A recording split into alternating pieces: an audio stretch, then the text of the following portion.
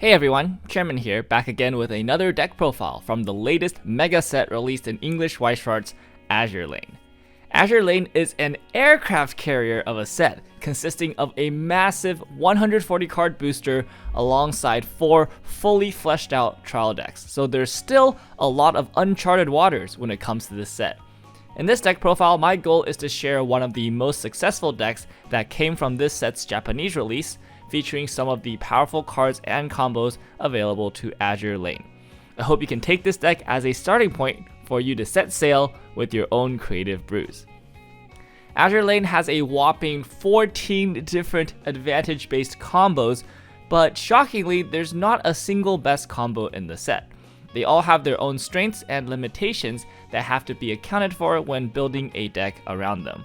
This applies to the combo we'll be using for this deck profile, the level 0 Taihou Brainstorm.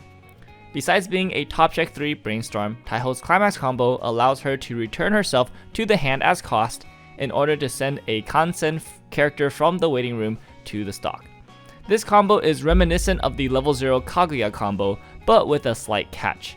Since Taihou returns herself to the hand, her value drops off tremendously after the second copy, as third and fourth copies of Taihou would need to return to hand from the front row and deny yourself attacks.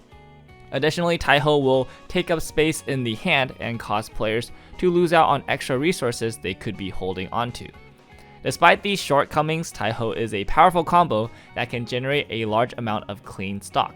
Her top check 3 Brainstorm combined with the bar Climax trigger ensures that performing back-to-back Taihou combos is an easy feat. Our deck aims to utilize Taihou's effectiveness at generating stock and milling through the deck in order to facilitate an aggressive game plan, topped off with a powerful, resource-intensive finisher. On the subject of finishers, Azur Lane has an impressive 10 flavors of finisher Climax combos to choose from. However, they must all answer a critical question when it comes to the current state of Weiss. How do we beat compression? Sadly, the majority of Azur Lane's finisher options do poorly into compressed deck states, and without a stock swap in the set, this leaves Azur Lane in a bad position. Luckily, there is one combo that performs well into compression, the Bismarck combo from the Iron Blood trial deck. Bismarck's combo gives all other characters the ability to check the top 2 cards of the opponent's deck and send as many of those cards to the waiting room as they like on attack. We call this effect the Mocha effect after it debuted in Bang Dream on the level 3 Mocha combo. This allows Azur Lane to eat climaxes and attack into compressed decks with much more confidence. But hang on, I don't see a once per turn clause on this combo. So theoretically, if we had a card that could attack more than once per turn, we would be able to use this Mocha effect multiple times to rip lots of climaxes out of the deck. That would be crazy! And also it exists, and also there's more than one of them. We'll get to all the crazy finisher configurations with this deck at the end of the deck profile, so let's take a look at the deck right away. It's time to meet the reason everybody's freaking out over Azur Lane. Say hello to Fuwawa and Mokoko. Just kidding, this is Fusou+Yamashiro. Get used to seeing them. Yamashiro is a vanilla, and when you see a vanilla in a meta deck list, warning bells should be going off in your head. When Fusou is played from hand, you can discard a Kansen character to search your deck for Yamashiro. While Yamashiro is in the front row, all your Fusou get plus 3000 power and plus 1 soul.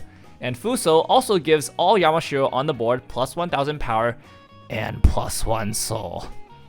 The first effect doesn't stack, but the second one absolutely does, so you can have a 5 soul Yamashiro at level 0 if the stars align. Together, these demon foxes from hell are about to make the level 0 game exactly that for your opponent.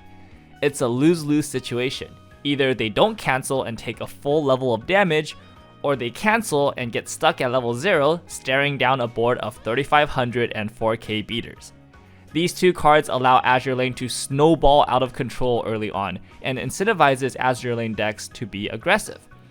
After that, we have 6 pieces of level 0 advantage in the form of 4 Cleavelids and 2 Hanazukis. Cleveland searches the deck for a level 1 or lower, Hanazuki summons a cost 0 of your level or lower onto the field, and both of them clock from the waiting room, helping you get the right colors and hit experience thresholds. Hanazuki is also a key part of the finisher setups, so we'll circle back to her then. Finally, you can choose between either Climax Swapper for this deck as we utilize both of the colors, but I like U96 for her additional power on board. Since this deck doesn't run a level 1 combo, and the Taihou combo generates stock but not hand, Hiryu and Soryu help us fill in the gaps both ways. They can summon out the other on play for a stock, and they both become 7000 power when the other is in the front row. Hiryu has an unique effect that acts as a pseudo encore, while Soryu can give additional power on attack to another character. Choose between the high damage potential of Fusou+Yamashiro or the advantage and stats of Hiryu Soryu depending on what the situation calls for. Finally, we round out the level 1 lineup with Baltimore from the Union trial deck, a fantastic utility option that can salvage key pieces, get top deck information, and help us discard climaxes that inevitably find their way into the hand. There's nothing quite like playing Baltimore, discarding a card, and getting back your Fusou. While this deck doesn't run any level 2 cards, the Nagato healer can be played at level 2 if you have 4 or more characters.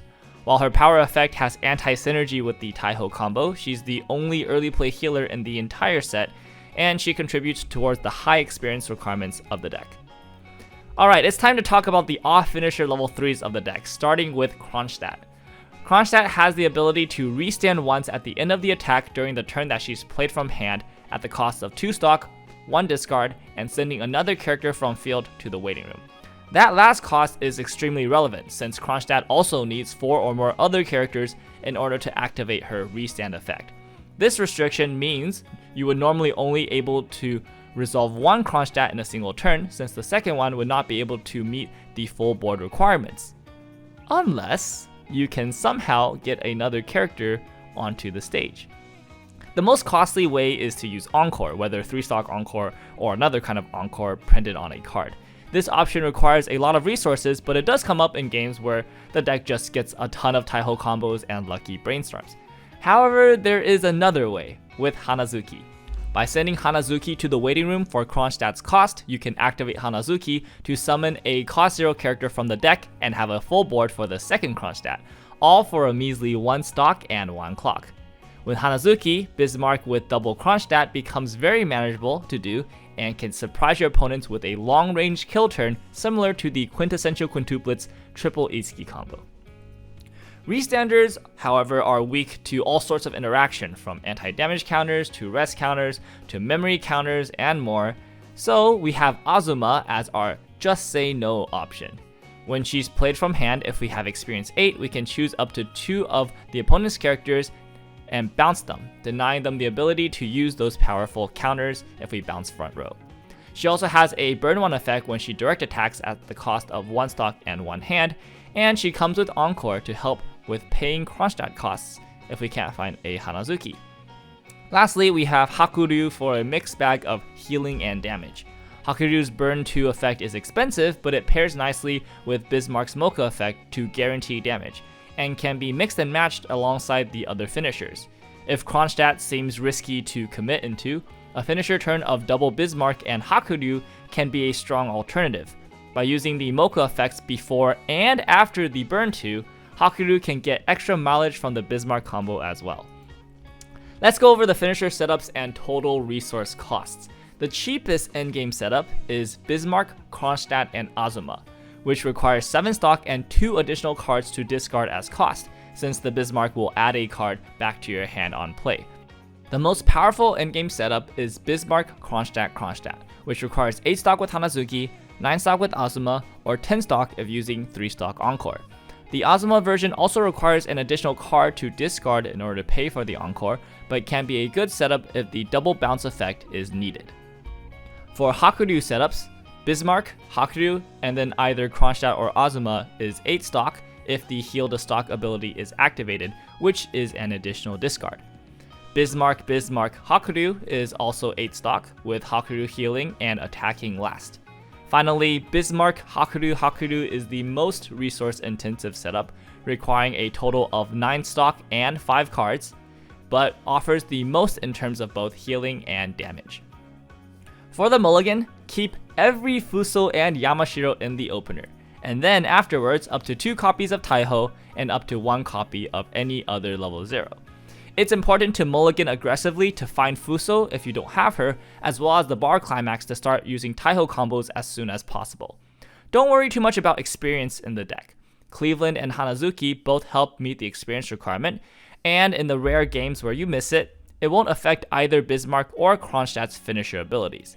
However, it is still good to have experience 6 and 8 available though, so try to level 3s as much as possible without necessarily guaranteeing color.